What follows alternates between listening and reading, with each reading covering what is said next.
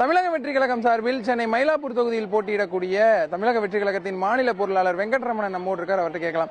Sir, Mylapore தொகுதியில் 3 நாட்களுக்கு மேல பிரச்சாரம் செஞ்சு வரீங்க. மக்கள்கிட்ட ஆதரவு எப்படி இருக்கு? என்ன சொல்றாங்க மக்கள்? கண்மொழியை பார்க்குறோம். 30ஆம் தேதி நான் வேட்புமனு தாக்கல் பண்ணேன். 31லேருந்து மக்கள் குறைகளை கேட்டு ஃபாலோ பண்ணிட்டு இருக்கேன். ஒவ்வொரு பகுதியாக ஒவ்வொரு வட்டம் சார்பாக வந்துட்டு இருக்கேன்.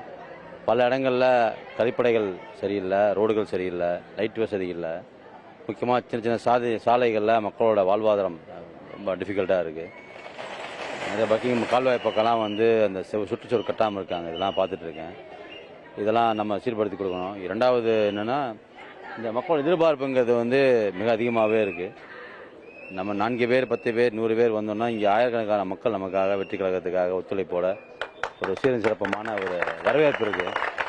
இதுவே நம்ம போலிங் டேட்லையும் எதிர்பார்க்க முடியும். பாஜக சார்பிலையும் சரி, திமுக சார்பிலையும் சரி, ஒரு டஃப்பான கேண்டிடேட் இறக்க போறாங்க. எப்படி சார் இருக்கும்னு நினைக்கிறீங்க இந்த தொகுதியில தேர்தல்? இந்த தொகுதி மக்களுக்கான தேர்தல், மக்களுக்கான தொகுதி. மக்கள் கூட இருக்கோம், பார்த்துட்டு இருக்கீங்க. மக்கள் கூடயே நம்ம நடந்து வந்துட்டு இருக்கோம், டிராவல் பண்ணிட்டு இருக்கோம். ஸோ மக்கள் எந்த மாதிரி இருப்பாங்கன்னு நம்மளால முடிவு பண்ணிக்கலாம்.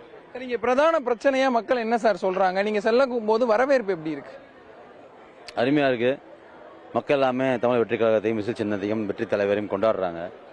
இந்த தொகுதி மட்டும் எல்லா தொகுதியிலையும் இதே எதிர்பார்ப்புகள் இருக்கும், பண்ணிட்டு இருக்காங்க. இங்கே மக்கள் தேவைகள்ங்கிறது சின்ன சின்ன விஷயங்கள் தான். பட்டா வசதிகள் இல்லை, வீடுகள் கட்டித்தரல, கழிப்பிட வசதி இல்லை. இது இல்லாமல் இந்த பக்கிங்ஹாம் கால்வாய் சம்பந்தமாக சுற்றுச்சுவரெலாம் கட்டாமல் இருக்குது. பல ஆண்டு காலமாக சொல்கிறாங்க, அது குறைகள் தீர்க்கப்படாமல் இருக்குது. நம்ம ஆட்சிக்கு வந்த உடனே கண்டிப்பாக குறைகள் தீர்க்கப்படும். கூடயே நிற்போம், கூடயே காலப்பணி ஆற்றுவோம், செய்வோம். பல இடங்கள்ல பிரச்சாரத்துக்கு அனுமதி தரல, தொடர்ச்சியா தமிழக வெற்றி கழகத்தை அனுமதி மறுக்கிறாங்கிற ஒரு புகார் எழுது. ஸோ நீங்க பிரச்சாரத்தில் ஈடுபட்டிருக்கீங்க, உங்களுக்கு ஏதாவது சிக்கல் இருக்குதா? நம்ம மயிலாப்பூர் தொகுதியில் நம்மளோட பிரச்சாரத்தை பொறுத்த வரைக்கும் எந்த தடைகளும் இல்லை. மதியம் 3 மணி முதல் இரவு 9 மணி வரை பிரச்சாரங்கள் அனுமதி கொடுத்துருக்காங்க. அந்த அனுமதிக்கு போலீஸ்காரங்களும் கூடயே வராங்க.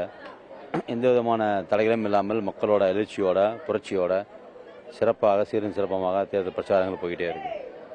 உங்களுடைய தலைவர் பல வாக்குறுதிகளை தமிழ்நாடு முழுவதும் இருக்கக்கூடிய மக்களுக்கு கொடுத்திருந்தார். நீங்க பிரத்யேகமா உங்க தொகுதி மக்களுக்கு ஒருவேளை உங்களை தேர்ந்தெடுக்கணும்னா என்ன மாதிரியான முதற்கட்ட வாக்குறுதியா நீங்க சொல்ல விரும்புவீங்க?